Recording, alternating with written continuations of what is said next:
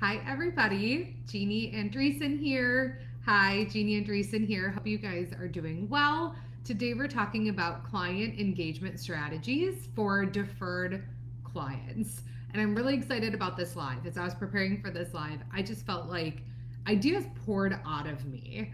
And I believe the reason why ideas poured out of me is because I used to have to engage a lot, a lot of people for long periods of time. So, thanks for hanging with me. We're going to talk about client engagement strategies. If you're new to me, my name is Jeannie. I'm a business coach to interior designers. I help interior designers build the confidence, the profit, the skills necessary, the boundaries necessary to help them stand in their space and make the money that they deserve in their business. So, as I mentioned, we're talking about engagement strategies for clients who are deferred a few months. And the reason why I'm talking about this today is because I know right now you're receiving client inquiries for clients who want to get started immediately. However, I also know that you are probably not able to start with them immediately. And you might be looking as far out. I mean, you could even be looking as far out as, kind of the extreme case I'm hearing is January of next year, but a little bit more likely September, October, November. So if you're joining me live, I would love to hear from you, the clients that are currently reaching out to you, where you're looking at these inquiries and I know they want to get started immediately. What is your timeline? Like, what is the timeline we're looking at for you? Do you have clients that want to get started immediately, but the soonest you're able to start is October? Is it November? Is it September? Is it August? Like, give me a sense of what this looks like for you.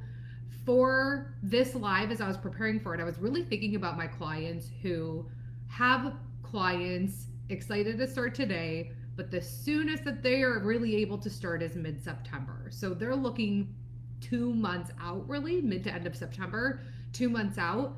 And I know what comes up for my clients is a lot of fear around those 2 months. It's fear around communicating that you're not going to be able to start immediately, but also what are those engagement strategies to help make sure that come end of September, your client is still there and excited to work with you and not out shopping and looking for other designers who are able to do this sooner. So I shared with you, for a minute that I used to have to engage a lot of people for longer periods of time than that. So if you are not new to me, you know that I used to run a recruiting business in the corporate world. It was my responsibility to make sure that we recruited a certain amount of people, that they stayed on board. I was also in charge of sales, so I needed to make sure that they sold. I'm sharing that because those recruits back then, there were times where they were not able to start with us for 6 months, 8 months, sometimes up to a year to 2 years. And I know that that seems crazy, and I'm really not going to bore you with all of the details as to why, but I do want you to know that that was the case. We had quite a few people who were not able to start with us immediately, but wanted to start working with us. But we had to wait, and they had to wait about 6 months to a year at times for them to get started. So it was, given that like those recruits were numbers in my business and numbers for my recruiters, it was totally on us to make sure that they were still engaged.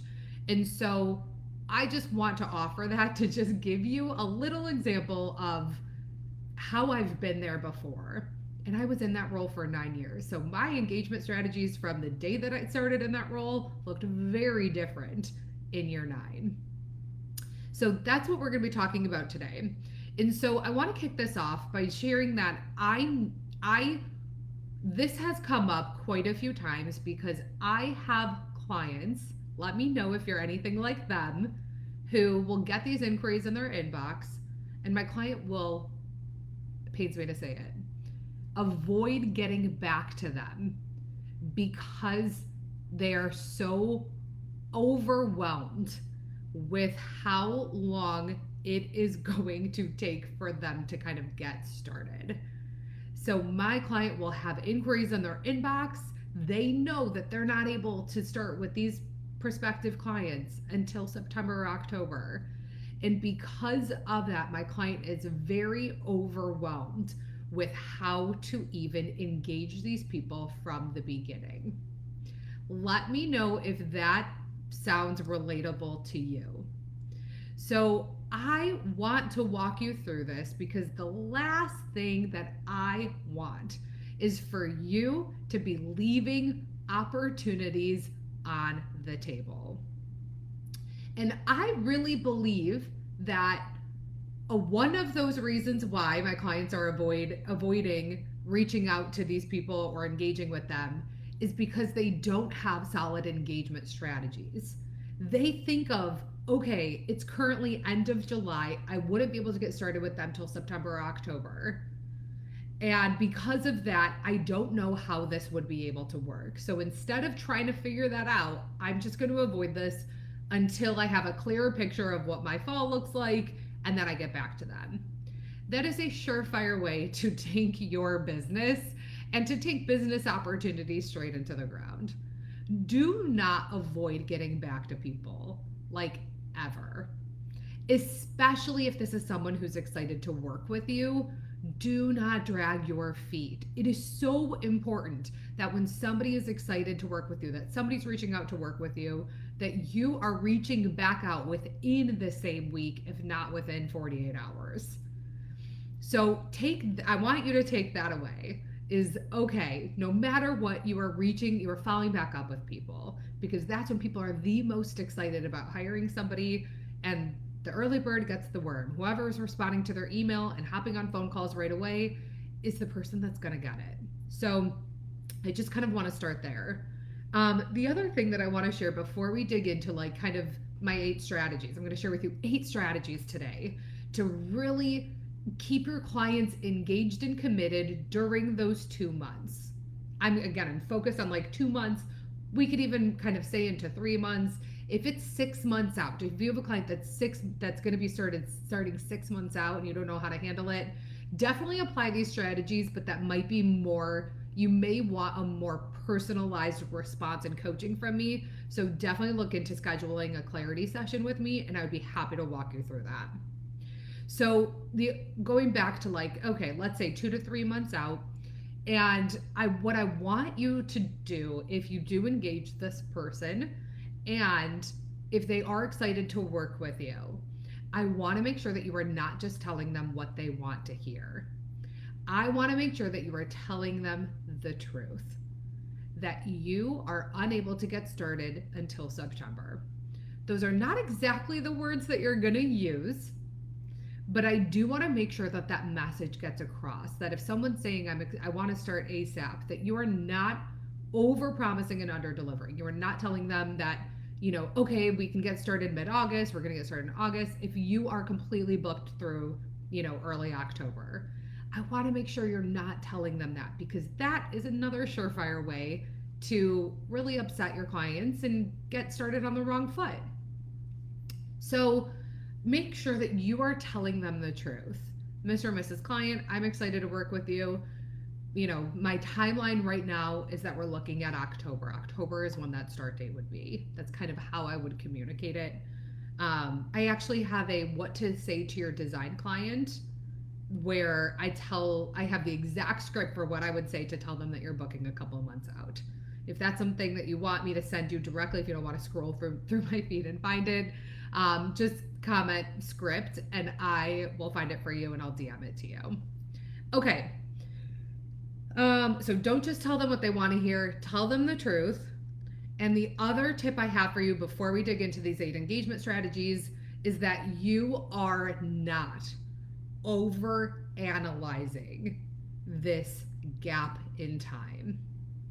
If you are over analyzing this gap, if it is, if you have a client today who's excited to get started and you're not able to start until first week of October, I don't want you to feel this sense of letting anybody down because of that timeline.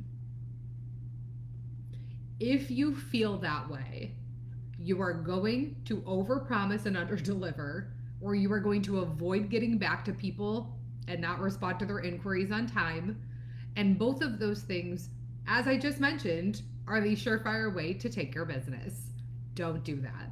I want you to have a successful business, a profitable business, a thriving business, a business with a pipeline. I want you to have all of that.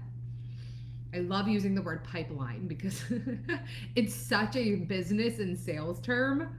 And I feel like designers, when they start using the word pipeline, it means that they've started working with Jeannie. And it's so fun for me when that takes place. It is so fun for me when I start hearing them use the word pipeline. I usually hear them like kind of like stutter over it because they're like, I don't think I've ever used that word before in my life. And I'm like, yes, let's use the word pipeline. So I want you to have a committed pipeline of clients. And the way that you do that is by engaging your clients early and getting them to commit to starting with you. Amazing. So now I want to walk through these 8 strategies for client engagement. And I want you to have a pen and paper ready. I feel like I don't always rewatch my lives, but I feel like when I do, I don't know if you're able to pause a live. Like, I don't know if you're able to like pause it, run and get a pen and paper, and like come back to it if you're watching the replay. So if you know, again, one day I will have a podcast where all of this is going to be a lot easier for you. I promise. But right now, live is what I have capacity for, and I want you to bear with me. But that's also why I'm telling you to grab a pen and paper to make this easier on you. So here are those 8 strategies for keeping your deferred clients engaged. So clients who are starting with you in 2 to 3 months, here are 8 strategies to keep them engaged. Strategy number 1 is I want you to have them sign an agreement that has an estimated start date. Don't wait on this. Sometimes I have that question from one of my clients of, do I even have them sign an agreement if we're not going to get started for 3 months? Like, should I have them sign that agreement later on? And I do think this is a little bit of a novice question. I think the more that you're in the business, you realize that pipelines are important. Let's use the word again, pipeline. I think we know that pipelines are important the more that you are in the business. But sometimes early on, we don't realize the way that this business transaction flows. And the way that it flows is somebody is excited to work with you today and you want to capitalize on that. And the way that you do so is by having them sign an agreement. If you wait to have them sign an agreement, there is nothing binding them to getting started with you. I love having an estimated start date on there too. You may be afraid of having an estimated start date on there because you don't know exactly when you're going to get started because things can change at any point with some of your other projects. I want you to include that in this agreement. So I want you to have something in your contract, and I want to like share that contract and agreement, same thing. I'm using those interchangeably. Same thing. So I want you to have something in your contract that states that this project has an estimated start date of October 1st.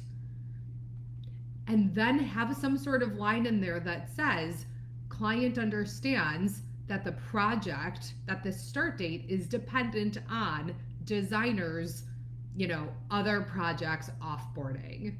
And so it is subject to change. But as of right now, the estimated start date is October 1st. You could also have something in there that protects you if like a client of yours, I think I'm getting a little bit off topic, but since we're here, you could also have something in there where if a client of yours is kind of keeps delaying, I've heard of that before, where they like keep delaying the project for whatever reason. You could also have something in there that says like estimated start date October 1st. Client and designer agrees that if client, delays start date more than 90 days, that designer has, that the designer has an opportunity to change this agreement. You could say something like that. And that just protects you against like a client saying, okay, I'm ready to get started today. And it's 90 days later and you're like, but I already have other committed projects right now. Like I can't get started today. So just offering that to keep in mind. But I love the idea of having an estimated start date on there because it says to them, you are creating space and time in your pipeline, in your schedule for this client. And you do want them to sign off on that. So everybody feels that they are on the same page. And this is going to help your client feel a commitment from you to them. So that is tip number one. Might be a little bit of a novice tip, but if you're not doing it, then that one was appreciated. And you know what, I will tell you, these are pretty sequential. So it's not like I'm giving you these tips and what I'm saying could come last. It's like, no, I really wrote this down as pretty sequential. So that'd be the first one that I would do. Okay, ready? Tip number 2 is require a deposit. This again may be a little bit of a novice tip, might be something that you are entirely doing and would not think otherwise of doing.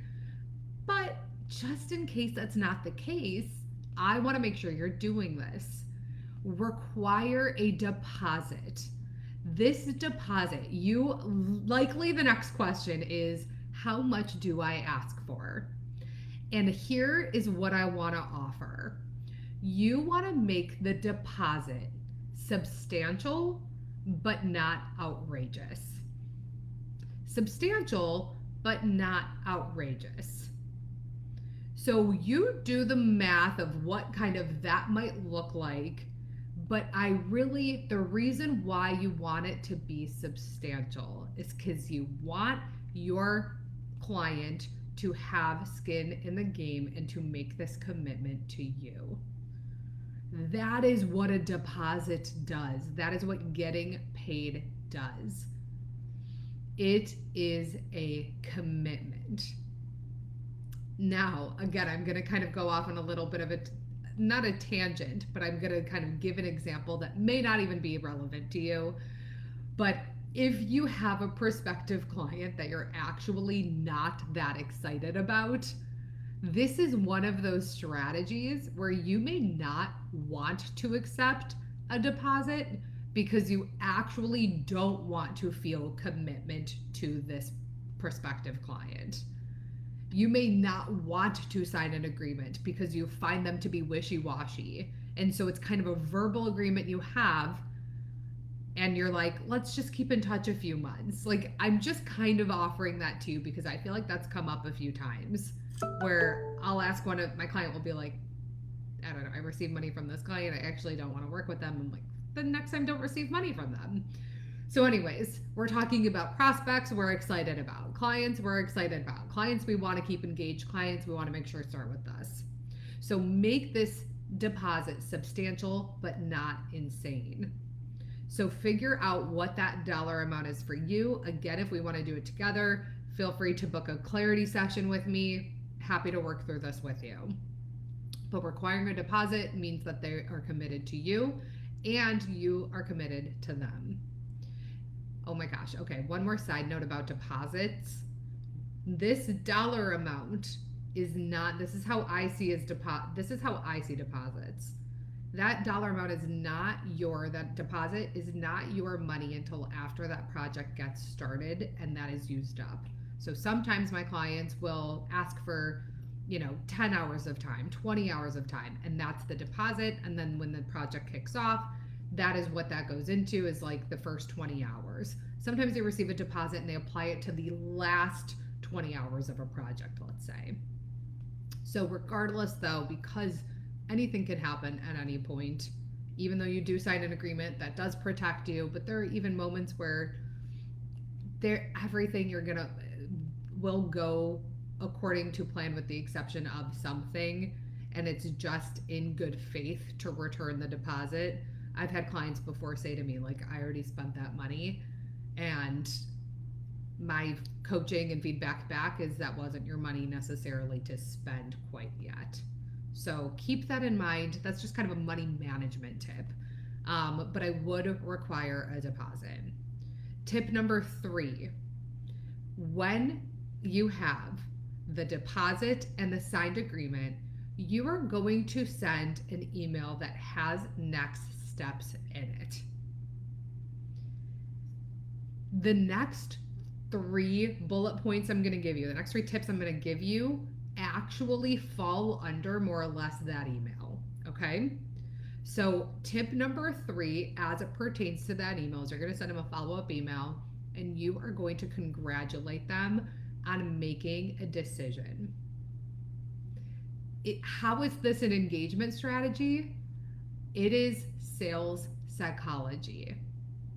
When you congratulate them on making a decision, Miss or Mrs. Client, you've received the deposit, you've received the agreement. Miss or Mrs. Client, congratulations on making the decision to hire Jeannie Andreessen Interiors. We guarantee you this is going to be the best decision that you have made for yourself, this year. Doing that tells your client that they have made a decision. And all people really do want in life is to make decisions. I'm going to call somebody out right now. Is anybody here indecisive? Chances are you are. You want to be decisive and you want your clients to be decisive too. And we want to reward people for making decisions because once you make, I knew it. Once you make a decision, what happens? Hopefully you don't say you freak out because that's not good. When you make a decision, it is so relieving and you no longer then have to worry about or debate whether or not you've made a decision. And I think that's really important when someone has taken however much time to decide already. So if they have been weighing options for 2 weeks and then they commit to working with you, you are going to email them or congratulate them and say, congratulations on making a decision. And so that is sales psychology to get them to, it tells their brain, you can relax now. There's no other decision here to be made. So you can relax now. So that is a little sales tip and strategy that allows the other person, your committed client, to remain committed because they want to hold on to the decision that they made. Nobody wants to be in indecision. It is torture. So that is a piece of sales psychology. The next thing you're going to do, again, this all falls into this email. Actually, there's 4 tips that are falling into this email that you're sending, this follow-up email. So tip number 4, or bullet point number 2 of this email, is going to be you are going to schedule a meeting for when you plan to get started. So if you have promised them, lightly promised, you're going to get started the first week of October, I do want you to nail a date and time in which that meeting is going to take place. Now, you're going to say to me, Jeannie, I have no idea what my life looks like in October. Sure. But you do have an idea that you're going to be working and that this is a client you're going to get started with at some point during that time. If you don't schedule that first meeting, there is nothing. It just feels like this commitment is kind of still hanging in the air. And they're going to be waiting on when are we getting started? So, and I'm actually going to pull up a calendar for this one because I want to make sure that if we're looking at a calendar together, I want to make sure that this is helpful to you. So give me just a moment. So let's look at the first week of October. First week of October is a Tuesday. So Tuesday, October 1st. So let's just say you tell them you're going to get started the first week of October. You're going to tell them you take meetings on Tuesdays, Wednesdays, Thursdays. Let's say you prefer doing these initial kickoff meetings on Thursday the 3rd. You are going to ask them, ideally, could be in the email or it could be prior to then, what day and time, on October 3rd, what time works best for you? And you might tell them hey, 11 a.m. to 1 p.m. works great for me. Awesome. You're going to put it on the calendar and you're going to send them a calendar invite to it. You might again be like, why would I do this? I have no idea what my life looks like. That makes me so nervous. It can be moved. And I want to offer that to you because sometimes I think we really, really avoid things. We avoid making commitments because we think they're permanent. And they don't have to be. The commitment is you're going to get started on their project in October. The commitment right now is October 3rd looks good. Can we put a meeting on for then? That's when we're going to plan to kick this off. So in this email that you're sending, Mr. or Mrs. Client, congratulations on making a decision. Hiring Jeannie Andreessen Interiors is going to be the best decision you've made all year. I guarantee it. Right now, we are set to kick off on Tuesday, October 3rd at 11 a.m. at your house or via Zoom or whatever the location is. But putting a date, a time, and a meeting on there gets them engaged. Because this is not some ambiguous thing anymore. It says, I am committed to you. We're gonna get started. So make sure that you have a date, time, and location for that kickoff meeting. And you can say to them, I know we're looking pretty far out. I'd rather have this on the calendar and we can reschedule a week or two prior. We can move it around a week or two prior if it doesn't work for either of us. But I'd rather have something on the calendar because I want you to know we're going to get started. So that is going to get them so excited. And I want to make sure you're doing it. Also gives you something that you don't have to think about. It's not going to be an afterthought of like, I got to reach out to Mr. or Mrs. Client to get them scheduled. No, they're going to be scheduled. And when you see that they're scheduled, it's a good reminder for you a couple weeks prior, like, okay, cool, does this still work for me? If it doesn't, that's okay. You just reach out. Mr. or Mrs. Client, so excited to get started. I happen to have an install on October 3rd and that cannot be moved. Still excited to get kicked off in October. What does October 8th, that Tuesday, look like for you? Like, it's these little things that just really build a solid commitment. Okay, so tip number 1, 2, 3, 4, 5. Tip number 5, part 3 of this email, is you are going to let them know what it is going to look like between now and October 3rd. Mean Girls Day, I just realized. So what is it going to look like between now and October 3rd? When are they going to hear from you? Are they going to hear from you at all? Are they not going to hear from you? People want to know this. You've got to set that expectation right away. I would recommend you decide, though, that they're going to hear from you at some point. So even though this is Mr. or Mrs. Client, even though we're not getting started until October, here's something, this is kind of the other part. We're going to get started a month prior because we're going to send you an engagement survey prior. We're going to start gathering,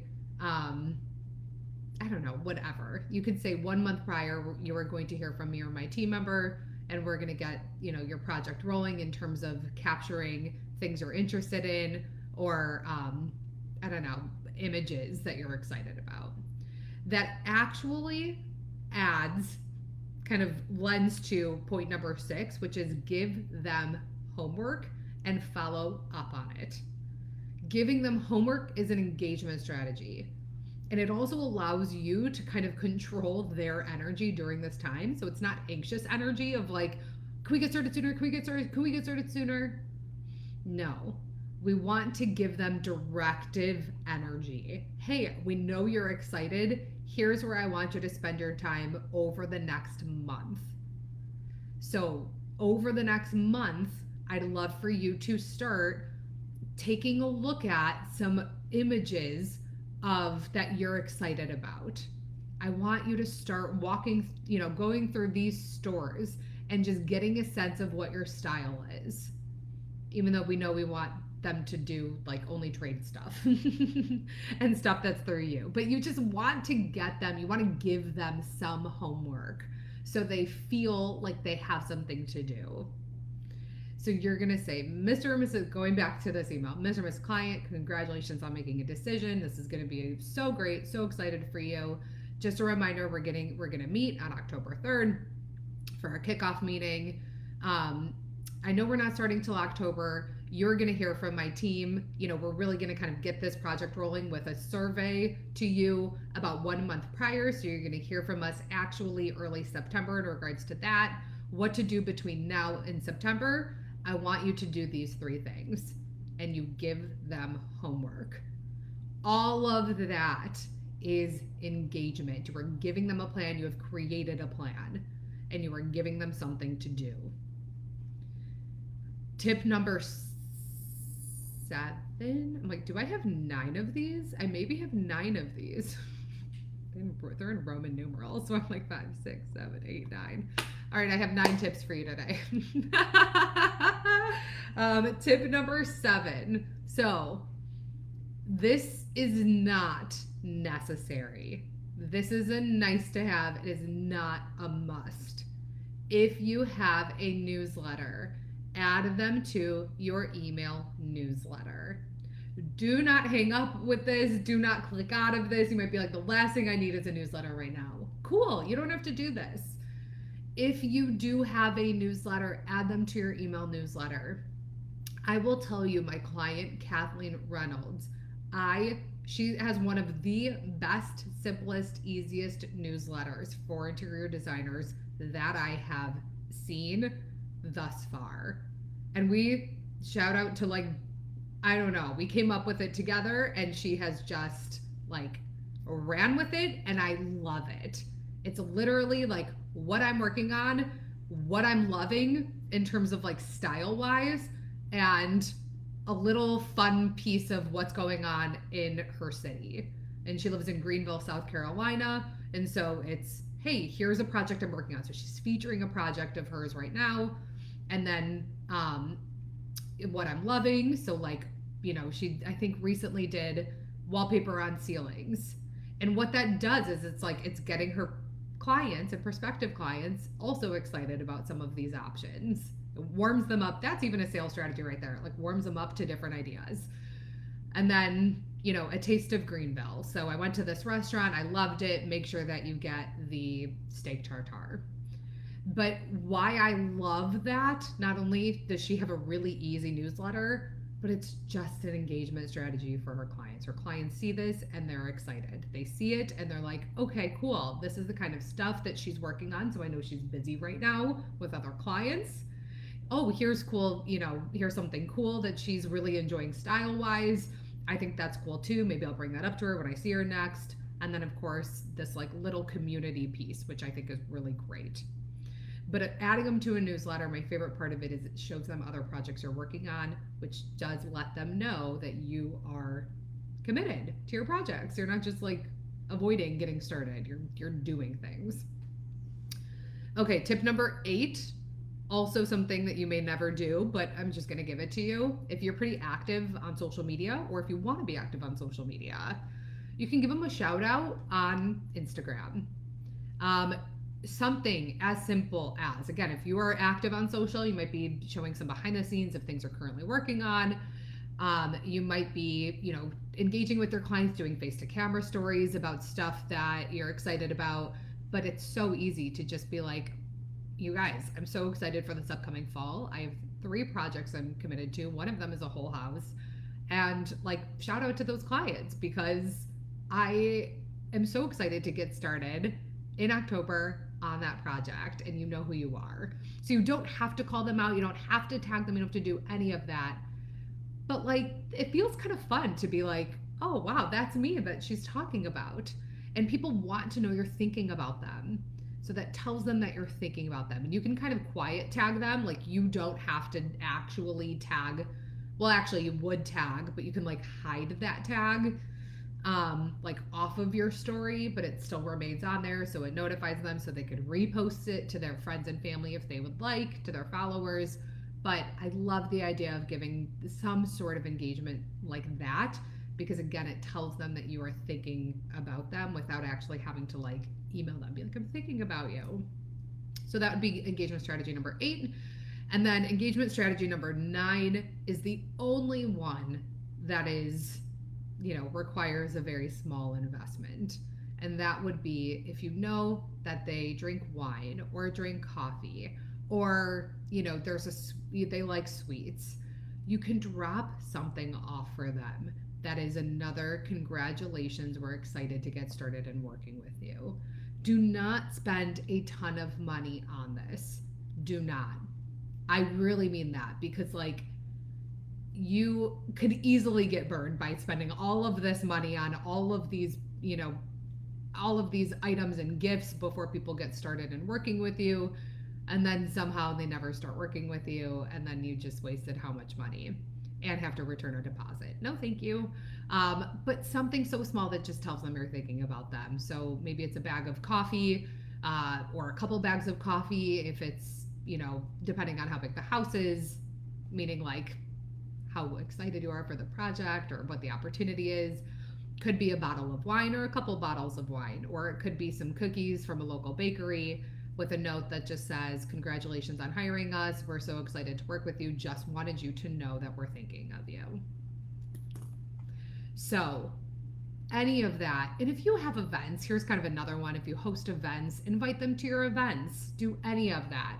But all of these are just simple tactics that are also kind of sales strategies to make sure that we're keeping clients engaged throughout that gap. Because I don't think that gap needs to be so fearful. I don't think it needs to feel so long. I don't think you need to feel so afraid they're going to be looking elsewhere. I really don't. Ideally, when somebody hires you, they're excited to work with you. They did not choose you because you're able to get started today. They did not choose you because you were the affordable option. They chose you because they wanted to get started and working with you. And I want you to remember that throughout this entire process, throughout the entire onboarding process, because that, having faith in that and having confidence in that will exude to your clients and have them feel that much more of commitment to you, the same way that you're excited to work with them. So now, last piece I'm going to give you, and then I'm going to hang up because I'm like, this has been a long one. I do want you, if this is currently what's going on in your business and you are booked and earliest you can start is October, I want you to post that today. I want you to do a face-to-camera story on your Instagram today that says, hey everybody, I hope you're having an awesome summer. I've received a lot, I'm giving you the script, I've received a lot of inquiries lately to get started in the summer. And I committed to my summer projects 4 months ago. Now, that being said, I'm sharing this with you because I'm currently booking my fall projects. And if you have been thinking about hiring an interior designer for your home, I don't want you to delay in getting this conversation started. So if that's something you're excited about, please, and give them an action. Put one of those swipey things on there. I love those swipey things. Swipe right, put that little, like, put an arrow on there. Swipe right if you're excited about, engaging, if you want me to reach out to you, and I'll follow up with you from there. And you can just, that's all you have to say. And who knows what you're going to get from that? You can so easily get your fall client from doing something that easy. But it is, I want you to be educating your clients. I want you to see yourself as an educator in regards to the design process. And if somebody is thinking about hiring a designer, come fall, they should be having these conversations today, right now. That is what I have for you today. I hope that this was helpful. Please like this video if it was helpful. Please send it to a design peer who might be struggling with client engagement. Please send this over to them. And I mentioned my clarity sessions. I do single clarity sessions. They are kind of my one-off slots that I have on my calendar week to week, so they do change based on the week. I have 0 available this week. I'm hosting a charity event tomorrow. I am moving on Friday. So I am really out of office for a lot of this week. That said, future weeks, I have a little bit more flexibility. So feel free to head to the link in my bio and schedule a clarity session. Stop it. And I will see you all. Wish me luck with the move. Wish me luck with this event tomorrow. But I will see you all next week. Thanks for joining, and I hope you have a wonderful rest of your day. Take care.